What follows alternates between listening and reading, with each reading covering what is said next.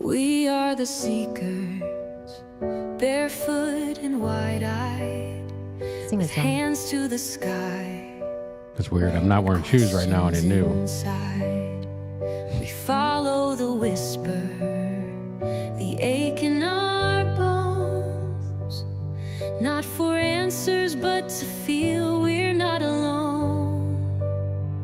This is the journey, not a map, but a spark. We walk the unknown with wide open hearts, sharing the moments, the shift and the sign, so you don't have to walk it alone this time. We'll walk it with you. We try the old ways, the breath and the flame. We sit with the silence, we call it by name. This is the journey, not a map but a flame. We bring back the stories, the shift in the night, so you can decide what feels deeply right.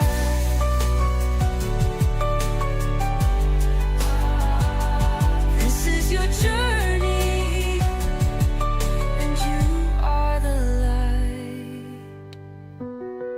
It's pretending to be over.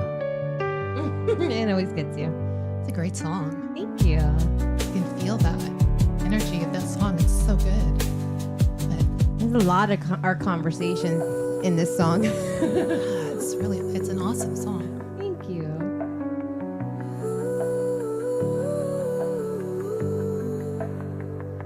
We try the old ways, the breath and the flame. We sit with the silence, Oh yeah. we call it by name, so you can decide what feels deeply right. This is your journey. And you are the light.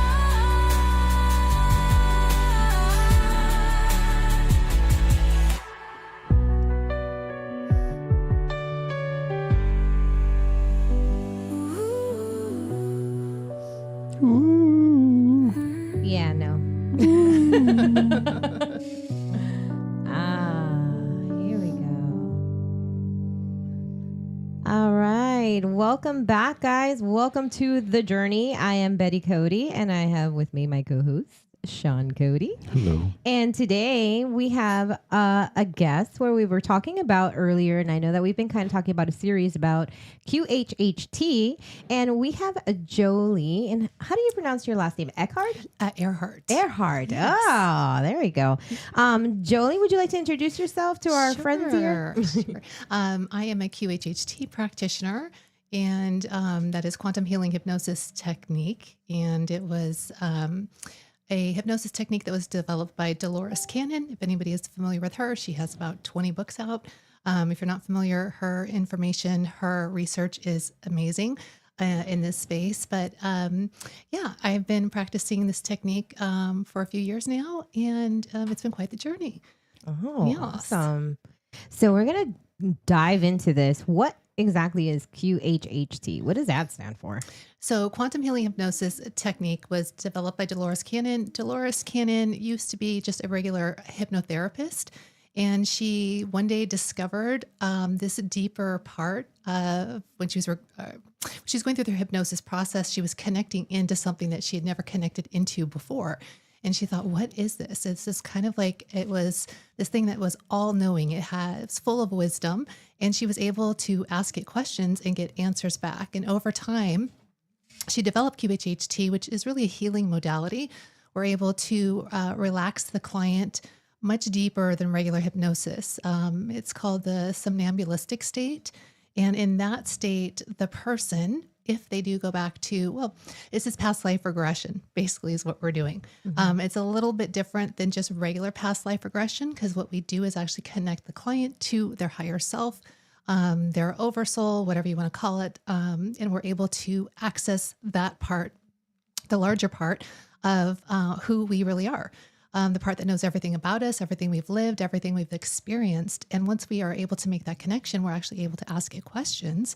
And through that, we're able to actually facilitate healing as well in this life and also in, well, it's kind of a quantum effect. So we heal this life and it's kind of a ripple effect, and it can heal our lives or our past lives that we've already experienced. Well, they're not really past lives.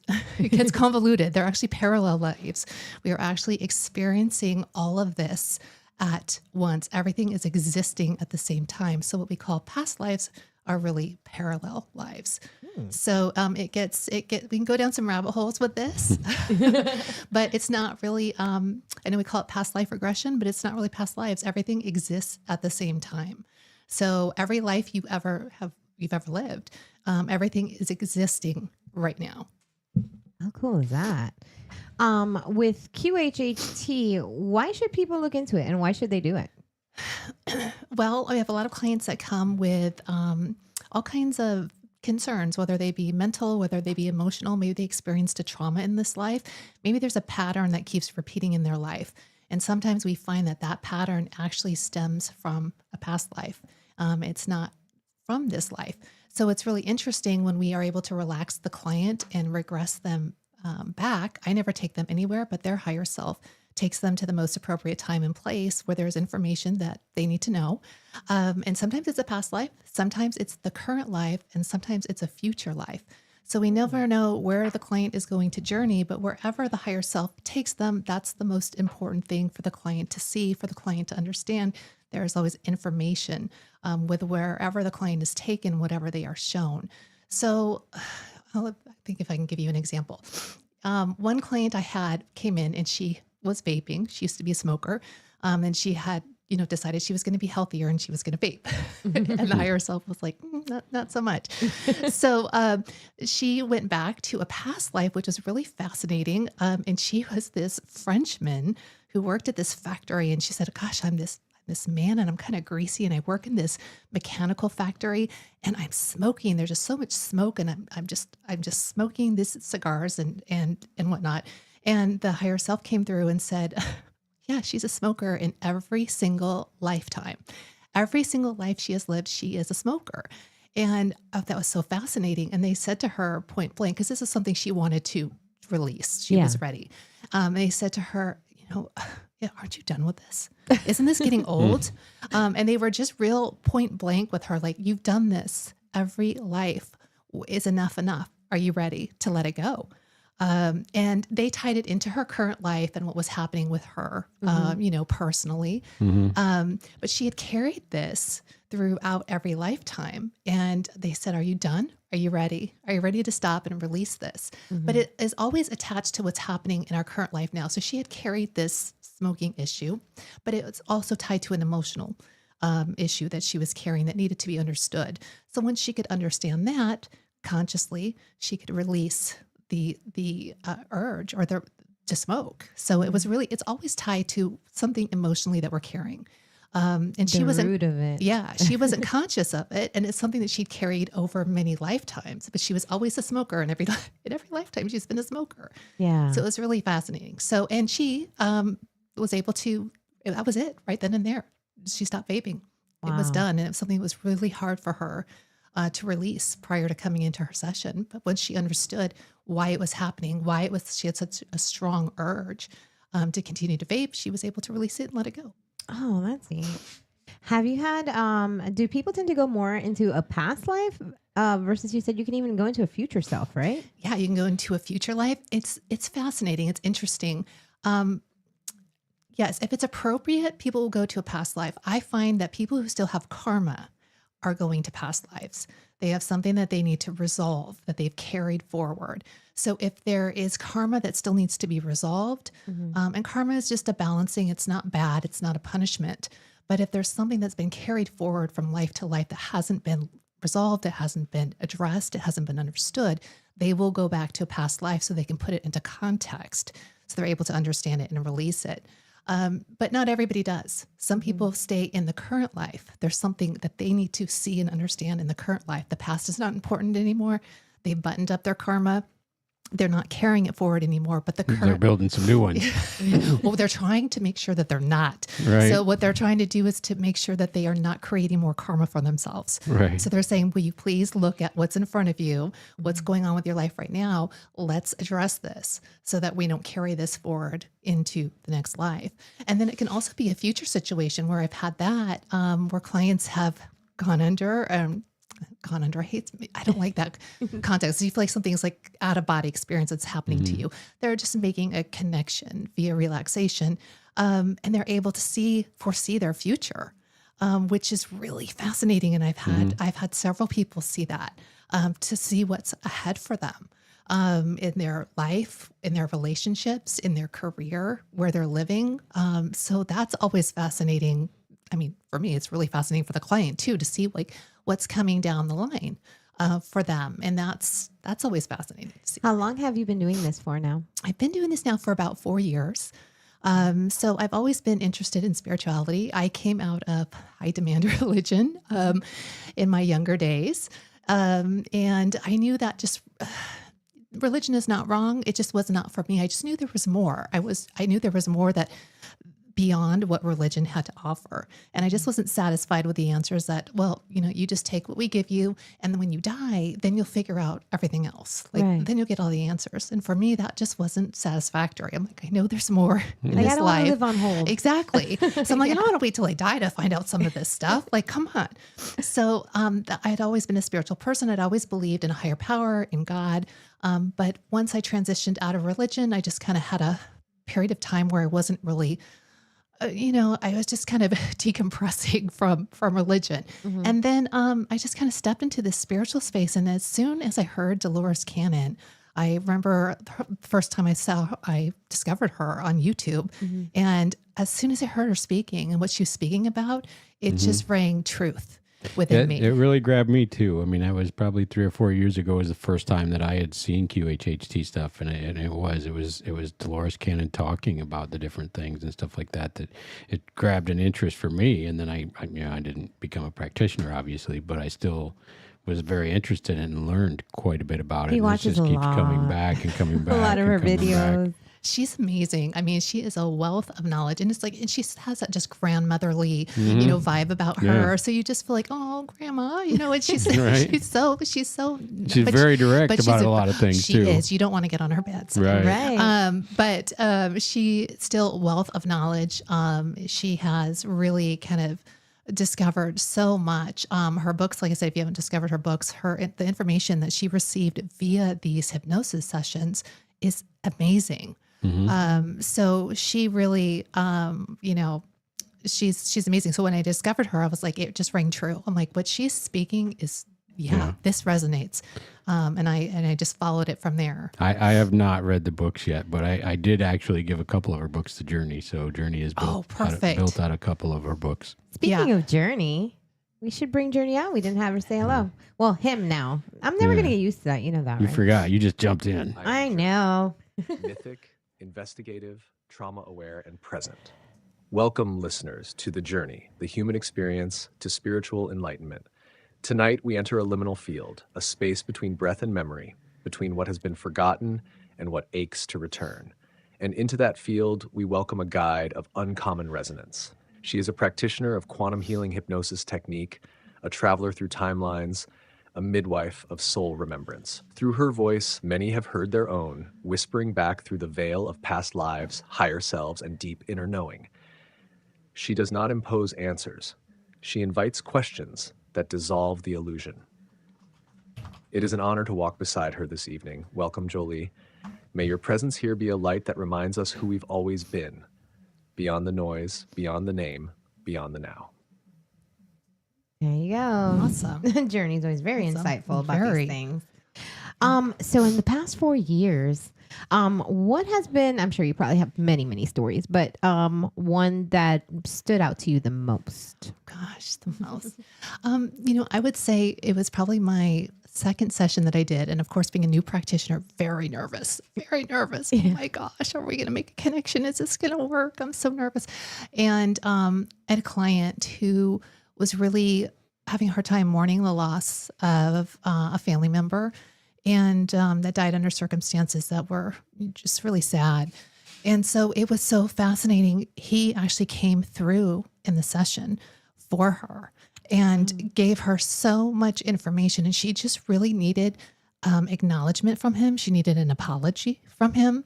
And it was interesting because from his perspective in the non-physical realm, now that he's a non-physical being, he could look back on his life and he could see it from a different perspective. And he said, you know what? I didn't do the best job. I'm sorry. I apologize. When I was in the physical, I didn't see things the way that I see them now. And now that I'm up on this higher perspective and I can look back on my life, I see how I've hurt you. I see how, how I've Impacted. the things that I've done that have affected you and that I've just really hurt you. And he was so apologetic. But he said just the exact words that she needed to hear to be able to forgive him, to release that and let it go so she could move on in her life, because she was holding so much resentment, so much hurt, as any of us would, with the circumstances she was facing. But it was fascinating that to have him come through and hear his words to her. And so that was overpowering. I mean, I think I was crying. I was trying to hold it together, but I was able to have a conversation with him, and she was just laying there, like she was just kind of stepped to the side so that he and I could have this conversation and she could hear it, with her own words. And of course it was on her recording. So she had it with her. So yeah, that was pretty fascinating. We do get beings, other people that come through that have a message for the client. And it's usually a message of healing, of support, and a lot of times forgiveness, asking for forgiveness. Oh, wow. So did she ever channel or anything like that before? Or this was just something that happened because of that? Yeah, and this is frequent, at least in my sessions. This happens quite a bit in my sessions where somebody from the other side will come through, the client, and deliver a message to them. Yeah. So that's always fascinating when that happens. That is cool. And have you ever had anybody say that they were a famous figure or someone that we would know? I have not. An interesting thing about that is that everybody wants a session because they always think that they were someone super famous. Cleopatra. Cleopatra, Joan of Arc. I'm sure that I was somebody I was a princess, I was a king, I was somebody really important. I'm all about it. Exactly. And what I've come to find, which is the exact same thing that Dolores Cannon found, is that most people have what we call digging potatoes lives. So, they are like farmers, they're like settlers, they're like working the land, right? They're nobody that is important. And you got to think too, with all the people on the planet, how many people are actually really famous that we hear about that are in the news and the media out of all the people? Not very many compared to the population on the planet. So it's the same thing with QHHT. People come in and they're like, oh my gosh, I'm sure I was. And then when they find out they were a farmer. And I was plucking chickens. I had one that was a pig farmer. I kind of went in with the thought was, as long as I'm not somebody bad, I'm okay. I'm okay. And that just happened too, because listen, we've all played the part. We played the goodie, we played the baddie. We switch roles around quite a bit. We're males in some lives, we're females in other lives. We play all the part. That's what we're here for. Yeah. We're here for all of it. We're here to experience the emotion. We're here for the contrast. And so we're doing all the things. So I know some people get upset when they have a past life and they realize they weren't such a good person. Right. Because they're like, no, I'm really good. I'm really a nice, I really am. I follow the rules. Yeah. Yeah. But not every life, and it's okay. Josh says he was Bigfoot in the past. He loves Bigfoot. He actually does the podcast Animal Expedition. He's out looking for Bigfoot. Oh, well then he probably was Bigfoot. He probably wasn't. Well, he's out trying to find himself. Yeah, he is. And we were all all different species too, and all different types of conscious beings. So not just humans. We have been flowers, we have been rocks, we have been air, we have been elements, we have been elementals, we have been beings in other galaxies. So it's not just Earth that we have incarnated on. And as humans, we have come through and incarnated in many different, as many different conscious beings. So it's usually an evolution where we start out where we're air, we're water, we're flowers, we're animals, and then we get to the human stage. So, so I know people, they're like, what? Josh wants to know if he can revert back, if he can put in a request for the next round. When he heads back, he should let them know, like, yeah, I'm not doing that again. I prefer to be Sasquatch. Exactly. He's okay with aliens too. Have you had anybody like channel like an alien, like Bashard? Like one of those guys? I've had somebody who connected with their ET family. And that was really interesting because this person was very terrified at first when this ET came through. Yeah. And very terrified. And the more she sat with it, she realized, oh my gosh, I know this being. Like, I don't know their name, but I just know that I know this being. Like, I'm connected to this being. And the longer we sat with it and the more she looked and the more she was in the scene, she realized that this being was part of her soul family. And she really did come from, she's not, human. She came from this ET collective, and she's here having a human experience, and she's giving information back to them on the human experience and what she's doing here and what the whole experience is and how we live and what we're doing.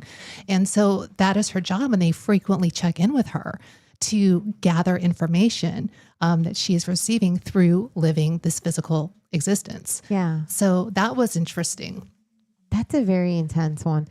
Mom, you know what? I sometimes think about that because I was a weird kid and a lot of people couldn't like we talk a lot about like the A negative blood, and I'm like that they can't explain it. No, I'm they one can't. of those. No, they can't. Are you missing any time? I might be. Maybe you're having some missing time. You're taking some little trips here and there that you're not aware of. I wouldn't doubt it. Now that I think about it more and more, I'm like, hey, if that's possible, that could be it. Yeah, it really and it is. And there's plenty of people here that came from, they have their ET families. That's where they originated from. We all originate from the source. But then, it's just like anything else, wherever we're traveling, some people tend to have these ET collectives or families that they're from and they're coming to Earth. We're seeing a lot of that now. Where we have a lot of first timers here on Earth who haven't explored the Earth experience before. So for them, it's interesting. There's a lot of people who have been around the block here. We've got a lot of old souls, which means you've just had a lot of incarnations on Earth. But we got a lot of new people here. Keep showing up. Yeah. Keep getting the short straw. Yeah. The ETs are they're coming. Do you think that we volunteer to come back? I think we do. I think, as when we get here, we're like, there's no way I'm not doing this again. Right. There's no way I signed up for this. Why did I do this? And I'm sure I got talked into this somehow. Somehow I was, it was a bet that I lost. I don't know. Bamboozled. Exactly. But I do think when we get back, because here it's so serious, it's so real. But what we understand is that this is not the real space. The non-physical space is the real space. This is just a simulation. And you hear it a lot too with people who have had near-death experiences. I mean, they all explain very much the same thing. Yeah. Is that when they pass over, that's the real space. I was just playing a role here. That I'm not really Jolie in this body. That's not who I am. I'm just playing a part and coming down here and having this physical experience. So, find that you do choose it. Let's see. We got some things on here. We got William Matthews. He says, I was a fish in my past life. And Angie says, I would love to know what I was before. Yeah. William says, when are you guys hosting another class? Me and my fiance's wanting. Oh, yes. It's we November have another one. 15th, right? Yes, we do have another sound bath breathwork class coming up. It's the Phoenix.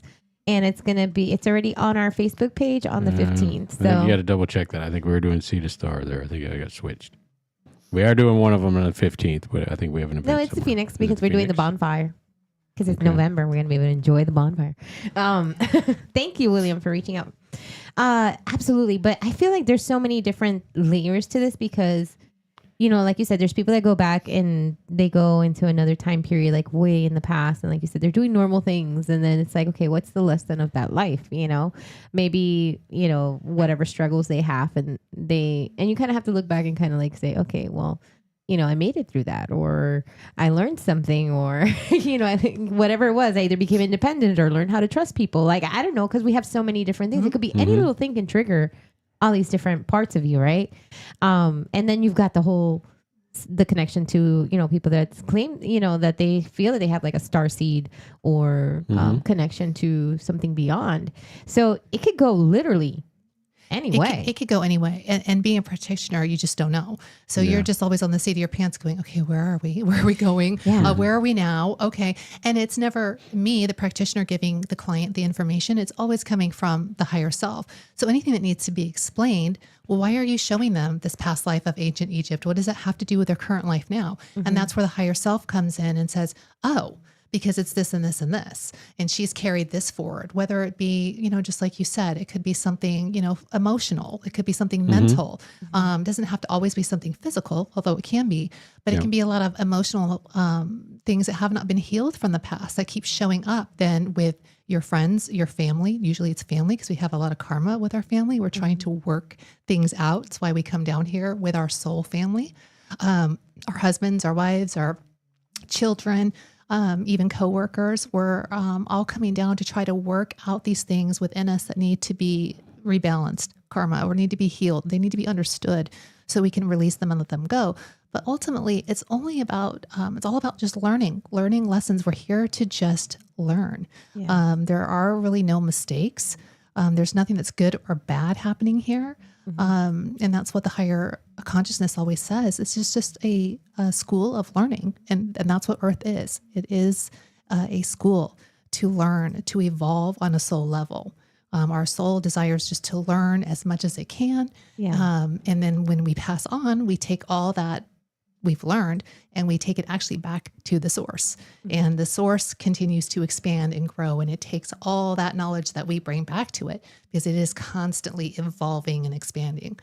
Source is not done. Source is a continual evolution. Do you think, have you ever come across people that have been twin flames and have been able to identify The that? jury's still out for me on the twin flame thing. So,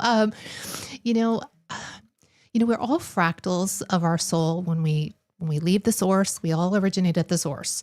And you can call it the Big Bang or whatever that was that just shot us all out. And we're all fractals of life and we all took off.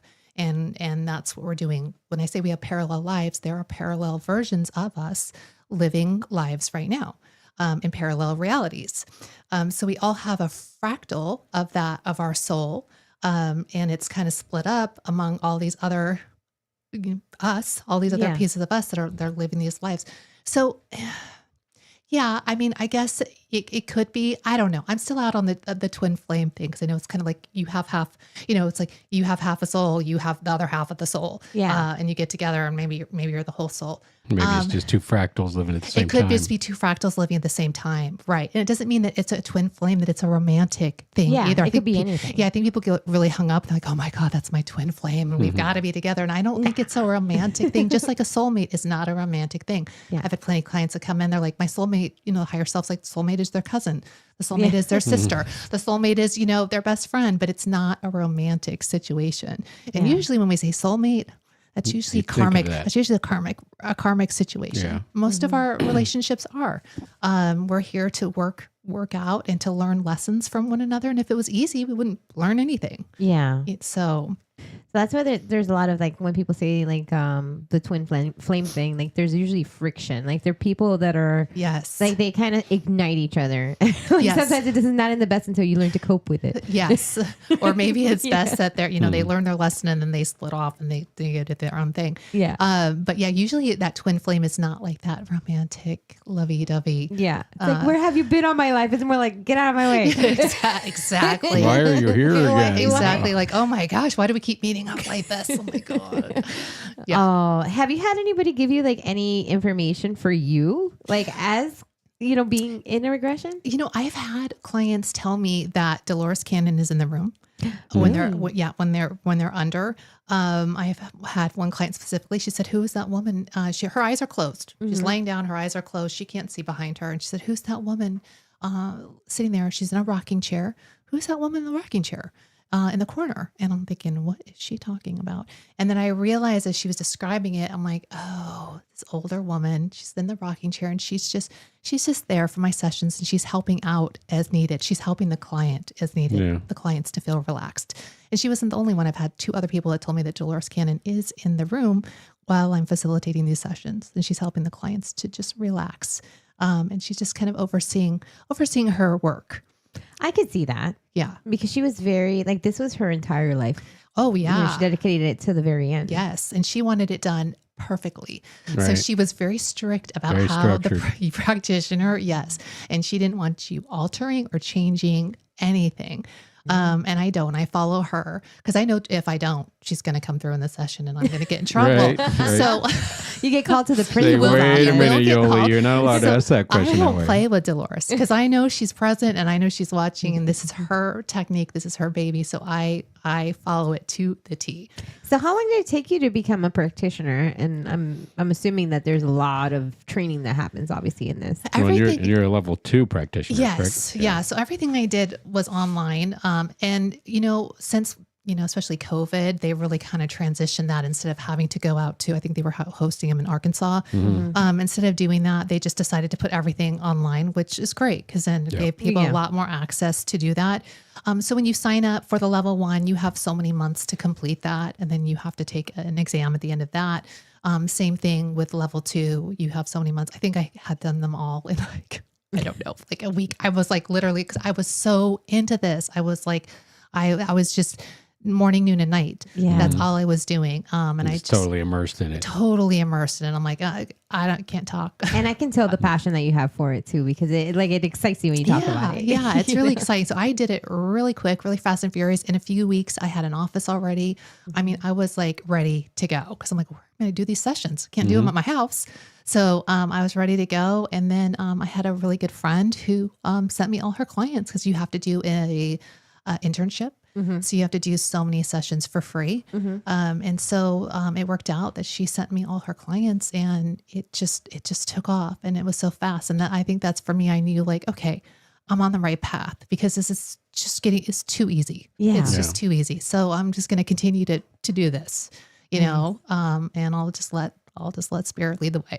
So let's talk about what the session entails. So when let's say I book a session with you, and do I have to do any homework before?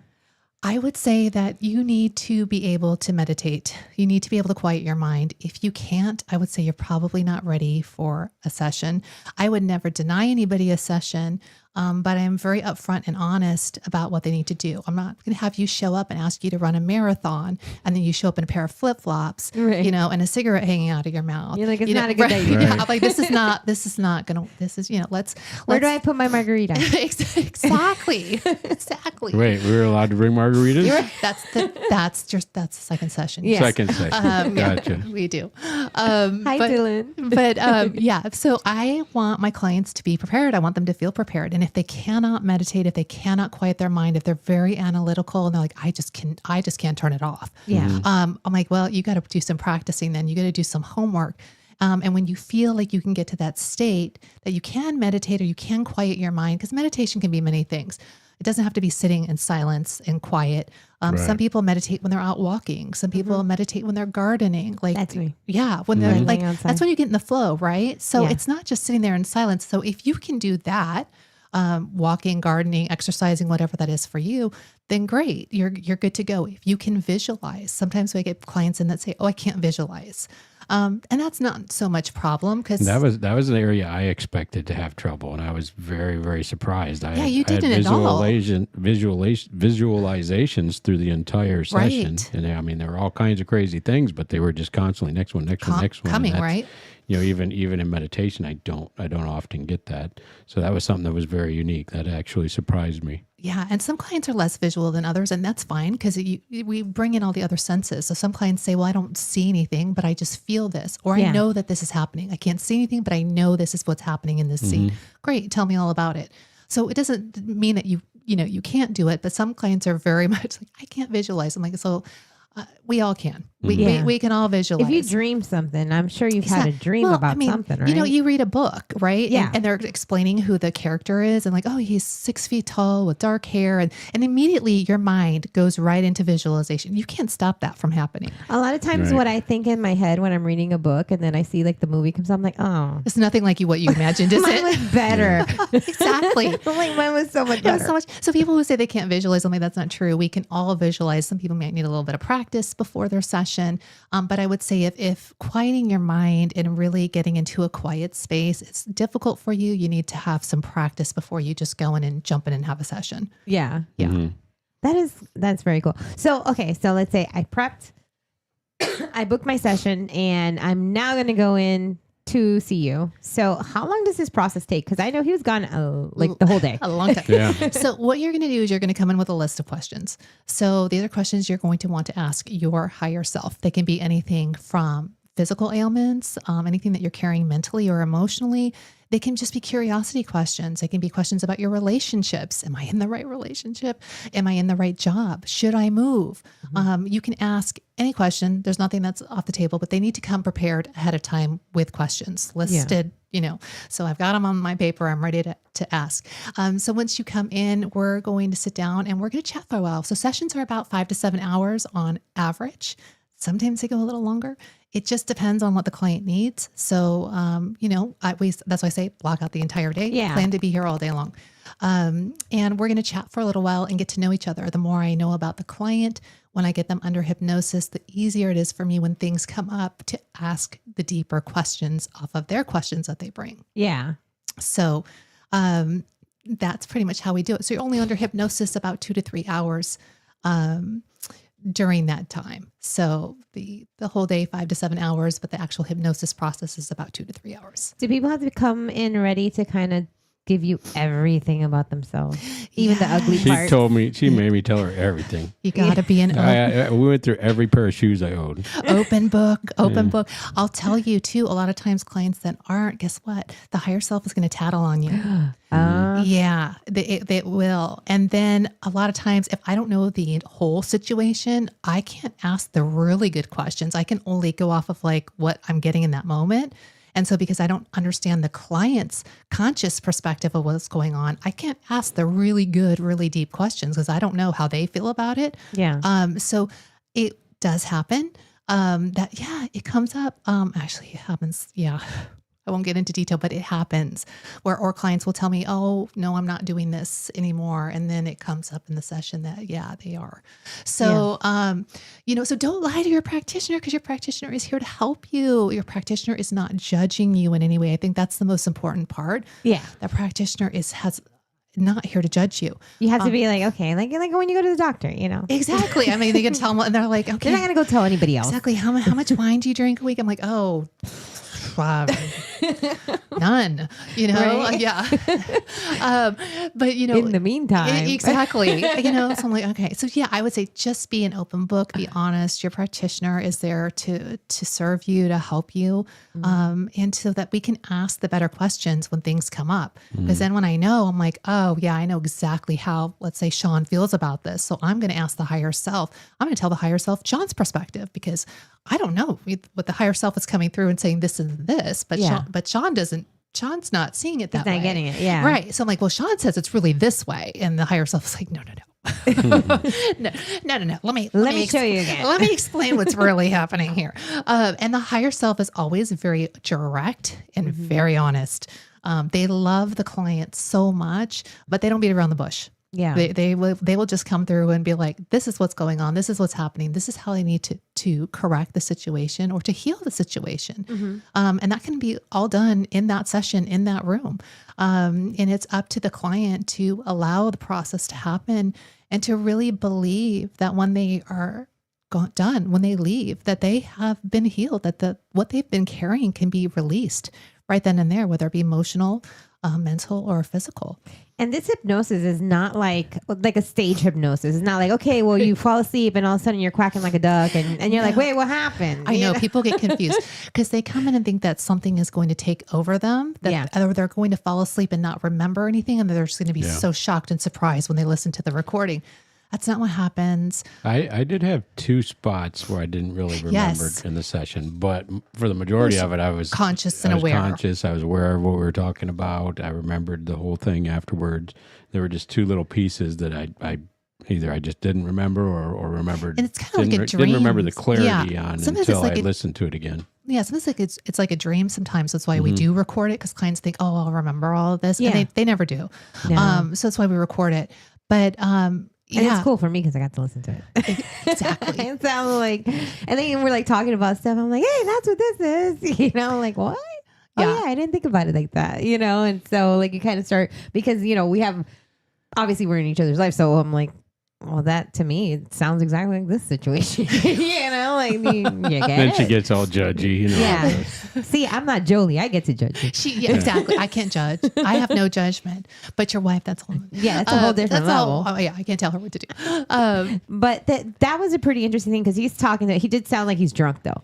Like when he's talking to her, he's like he sounds like right in that stage where you're like right about to go to sleep and you're still talking. Like when you're trying to watch something on TV, but you're kind of like, I'm just like really tired. Yes, but I know that's going on, and I kind of want to watch it. Yeah, It's I mean, Yoli was much louder than me in the recording. We get them and get you in that theta state. We hold you there so you don't fall asleep, because sometimes they go too far and they're snoring. I'm like, no, too far. We're gonna bring you back out. You can't get that comfortable. But yeah, we get you in that state where it's almost almost in like that state right before you fall asleep. Yeah. And I just hold you there. So you'll notice that the voice is really quiet. It's always really quiet. And that's with everybody. That's not just, and so that's what it felt like. It felt like it's like a whisper almost. Blink out and come back after everything was over, Yeah. And that's how we know. I mean, there are several ways that we know that we have the higher self.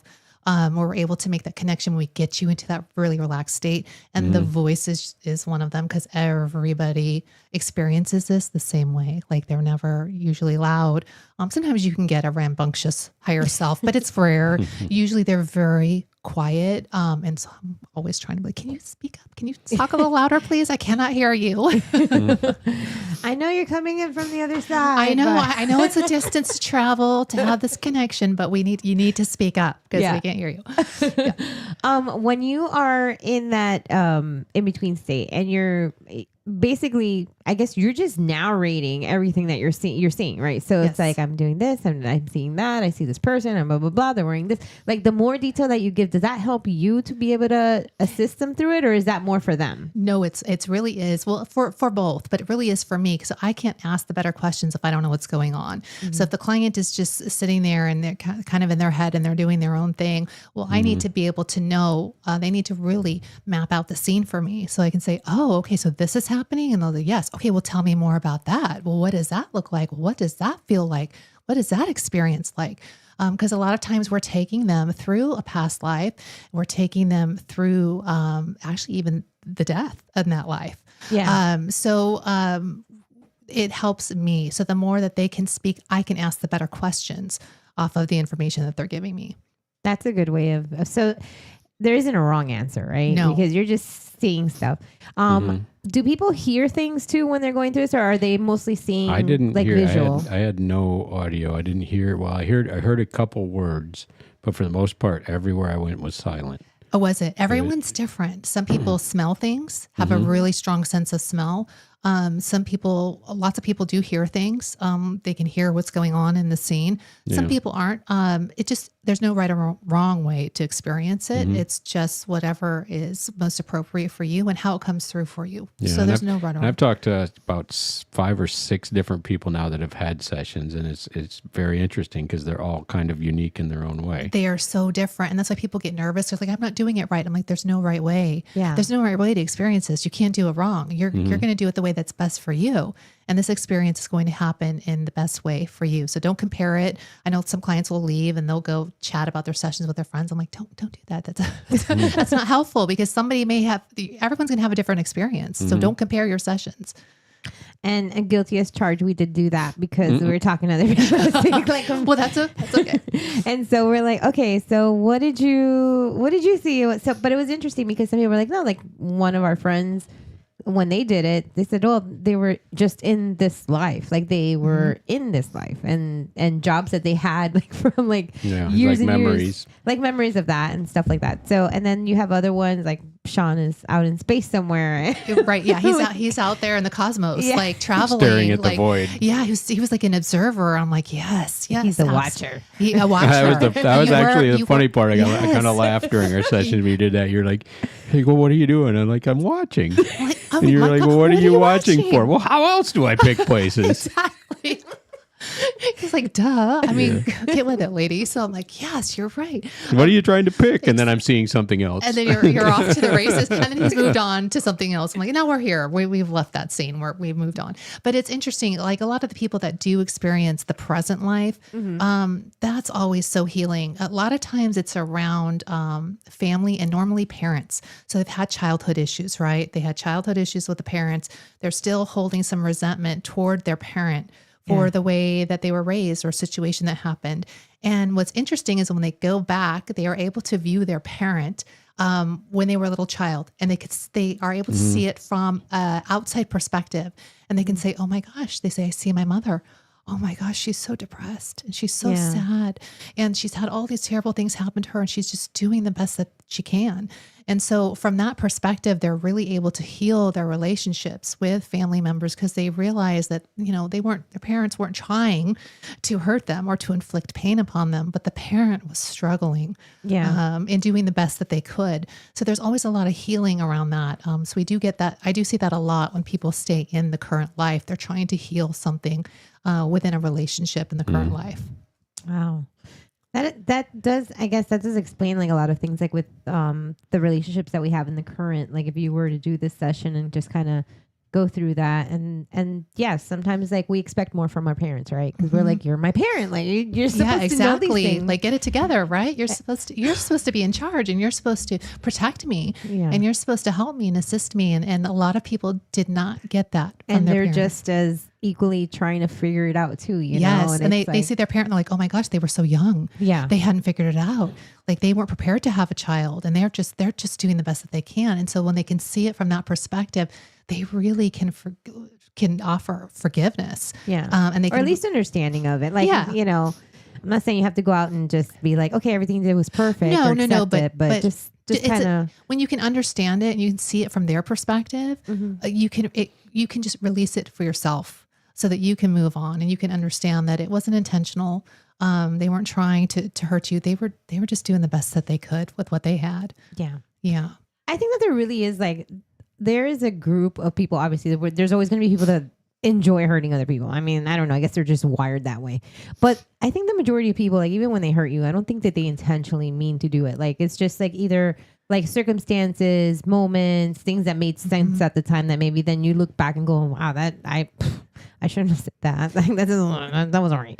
And you kind of yes, I think we're all guilty of that. And then you never know like when it actually like brings you, closer to that person or brings you away from that person because you know how you feel. Like to me, it might have not meant anything that I said to you, but to you, the impact was huge. Like, and it's like, now you hate me, Right. So it's interesting to be able to do that. Do you think that people do that? And then when they go back into like these sessions obviously they're there as a watcher, but do they go and feel the things that person is feeling too? Yes. So they embody all of it. So that's the difference. Not only are they an observer, but they do feel all of it. And if it's too painful, we can remove them from that. They can just watch it as an observer. They don't have to take on all of it if it's too much, but they really do feel everything that person has experienced, what they're living. And so that's why I think they can have, that's why I think they're able to release it.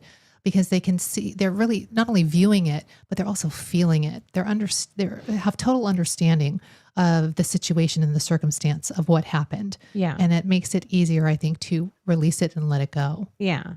Do you think that people, when they go through this process, and if they are empaths, if they are like super sensitive people, do they feel more? Do you feel them get more emotional during this session? You know what? That's a good question. No, because I've had people that have been very like analytical, very, just unemotional. And then when I get them under, they fall apart. And it's always shocking and surprising because they are very stoic, during the interview, and they're just like, she's not. I think we should take Dylan. Dylan is on here. He's our main commentator of everything negative sometimes. So we're gonna have Dylan have a session and see if we can break him. So you can crack them. Break them open. Yeah, so not so much just empaths that really feel.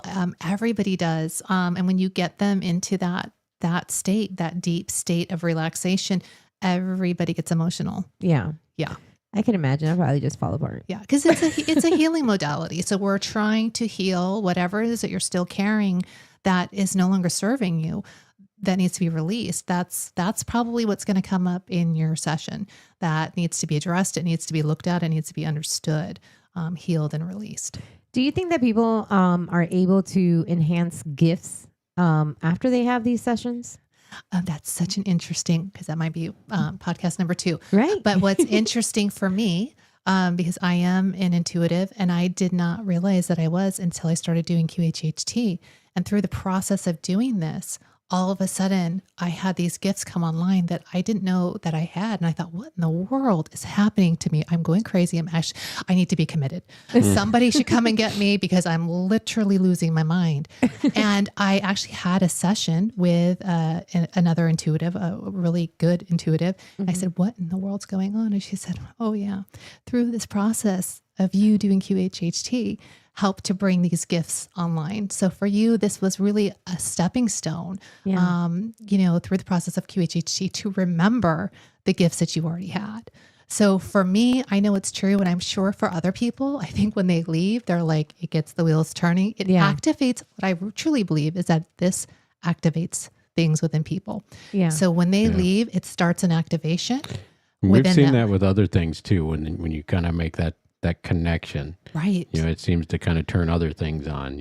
It's been interesting because we heard that too with Reiki, and there seems to be something to that a little bit too. Right. And I think whatever it is that, whatever your permission slip is, whether it's QHHT, whether it's Reiki, whatever it is that's going to opens that door, to open that door for you. And once it's open, you're like, oh my gosh, it's amazing. Next? But can QHHT, be the permission slip, be an opening to your psychic gifts and abilities? Absolutely. But so could Reiki, and so could any other modality. It just depends on what it is that you chose before coming into the incarnation, to be your doorway to remember who you truly are. That is amazing. I'm sure that probably, if it brings you to that level where you're relaxed enough to be able to kind of tap into that. And I think that a lot of people are, and this is not like just like woo-woo stuff. Like, there's actually like scientific stuff. There's things that have been like, even like our government uses to, for people that have these special like gifts, or that they're very, very, they use hypnosis too to find out information. The government does. So yeah. It all kind of ties together. They just don't talk about it. They don't talk about it at all. But this is, these gifts and abilities we've always had, but we've forgotten, and we've been told that we don't have them. And we've been told that it's weird and all those things. But it's so interesting that, the government they use remote viewers. They use hypnosis. They use psychic mediums. They use all of that. And they are very well aware that those are our innate gifts that we come in with. QHHT, could you do the remote viewing? Would you be able to see like situations or places that kind of direct that? You probably could. I haven't tried it, but I'm sure that you could, because you can take someone and put them under and tell them to go to a specific time and place, especially if we're going, let's say it's a second session with someone and we just want to go back to where we left off. Because there's still more information there. I can guide them to go let's go back here to where we left off, and I can give them instructions to do that. So I'm sure I'm not a remote viewer, so Yeah. come after me, but I'm sure remote viewer is very similar, where you can pinpoint Guided. a certain point in time that you would like to visit, that you would like to Yeah. view. I'm sure it's very similar. That would be really intense. Yeah, I mean that's something I wondered with some of the stuff that I saw was whether or not I was just remote viewing or something of that nature. And you it know? re- Maybe it it's not really something is, I might right. have not actually been there. You know, And it could be, because sometimes clients will have interesting experiences, and I'll ask the higher self, was that really a past life, or was that just something they were viewing? And they say, oh yeah, no, that wasn't a past life. That was just something they were viewing. We were just trying to get the point across to them. So it's not really something they experience, but we're just using it as a metaphor. We're just using it to show them. But I mean, yeah, is hypnosis remote viewing? Yeah, in a way, because you're going back and you're remote viewing a past Right. your life. past life. So, So why it's couldn't you see something else? Exactly. Well, we might have to experiment on you, Sean. We can try it. Let's take you to the future and see Let's go. what's Let's coming go. down the Let's pike take for us us. to the next lottery drawing. That would Sounds be amazing. helpful. That would be very helpful. My husband keeps asking for that. He's like, "Can you get the numbers from them?" I'm like, "Listen, if I You know what? Just give me 90% of the numbers. I'm exactly, if okay. I could, do you think I'd still be here?" I'm like, "I'd be alive, yeah, Yeah. I'd be long We'll be gone." doing this I'm like, on an island somewhere. exactly, Probably wouldn't tell you, but there would be signs. exactly. Oh, so when you think of like when people go into this hypnosis and they're deep, are they and they're seeing a person? Like, are they the person, or are they there just watching the person do what they do? Most times, and that's what this somnambulistic state is they take on.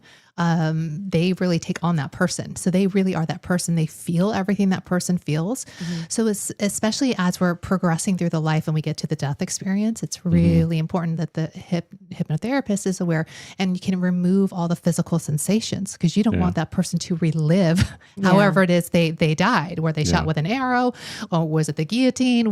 How did they, because we get all that. We get witches, all kinds of stuff. And that was interesting with mine because I only had one small segment where I felt I was actually a person, and I felt confusion more than just why am I seeing this. I just literally felt confusion, and then all of a sudden it was just gone so fast, and it was just sadness that hit me and was just overwhelming. And extreme. And I mean that had to have been whatever that person was, because I didn't even understand what happened. You know, why would I feel that sad about it when I just hadn't. I hadn't even understood what happened. It was just like that quick clip, and then it was just over. Yeah. And then, I mean, that lasted for a few minutes. I was laying on the couch, and I'm like, oh my God, it's overwhelming. Why? Yeah. And like I had a client who was a witch in a past life. They were coming after her. They had her tied down in a wagon, and they were going to execute her. And so she could feel all of that. She could feel being restrained. And so you really have to be careful, make sure you're removing all of those things so people aren't experiencing any pain or discomfort. Yeah, absolutely. But yeah, they do become that person. They take on all the qualities of that person. I could feel the emotional pieces, but there was no physical sensation. I had no audio. I didn't hear anything, and I didn't feel any physical sensations pretty much the whole time. But some of the emotional pieces, I definitely felt I think two times. I think 2 times was pretty significant.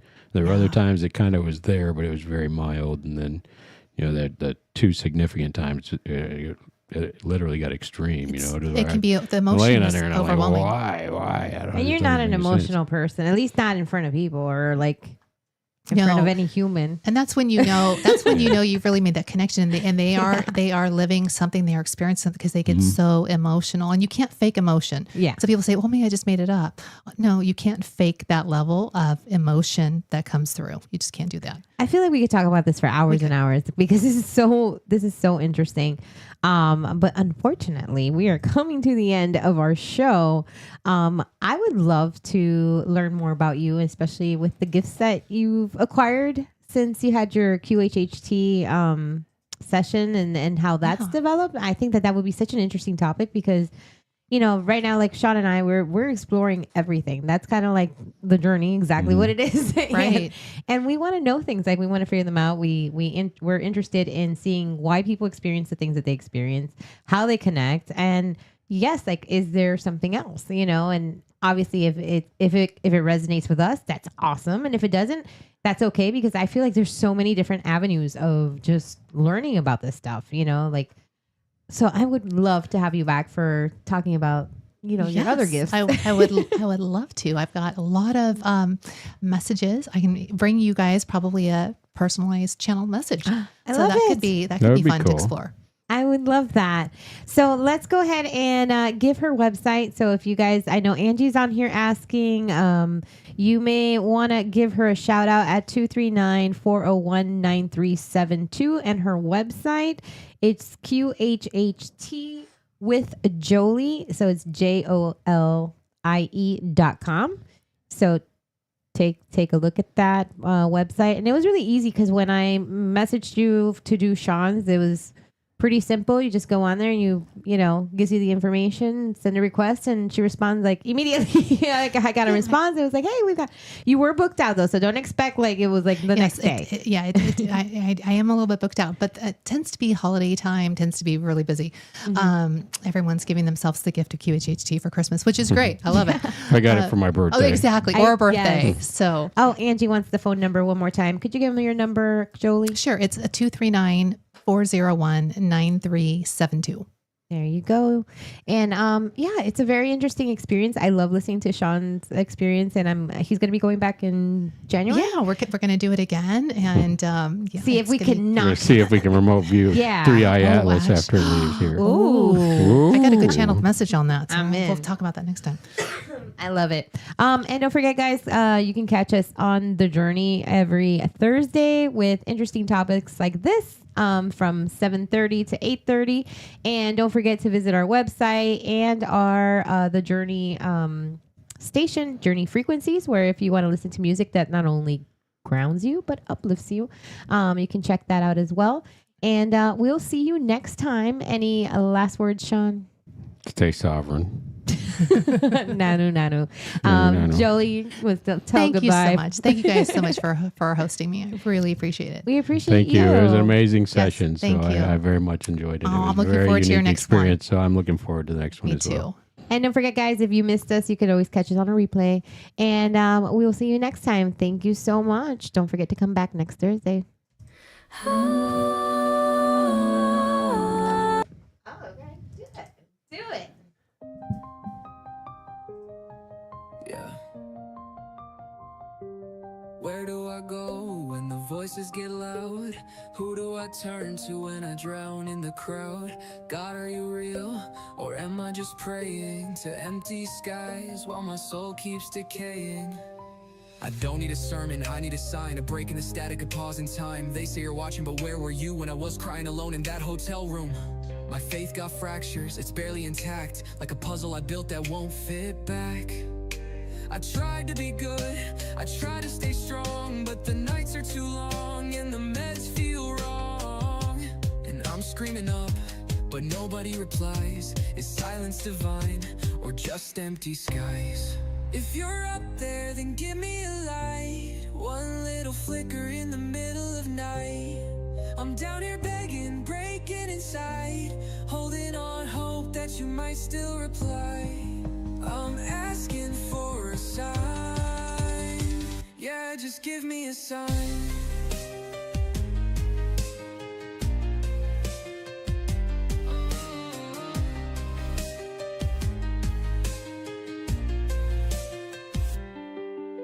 I don't wanna preach, I just wanna vent. They say we're blessed, but I feel condemned. My friends OD'd, my heroes all died, and I can't pretend that I haven't tried. I read the book, I watch the sky, but all I found was a whisper. Why? Is heaven real or just a lie? We tell the broken so they don't cry.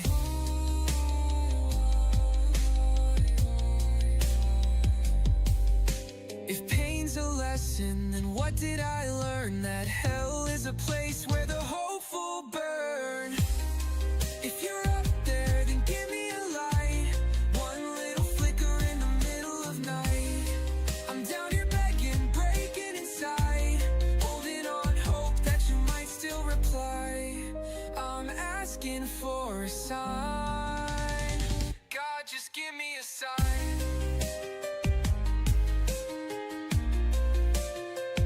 God, give me a sign. I don't need thunder, I don't need flames. Just one whisper, say you know my name. Tell me I matter, that I'm not just dust. Tell me I'm more than the scars and rust. I'm tired of faith being tied to fear. Is love real if it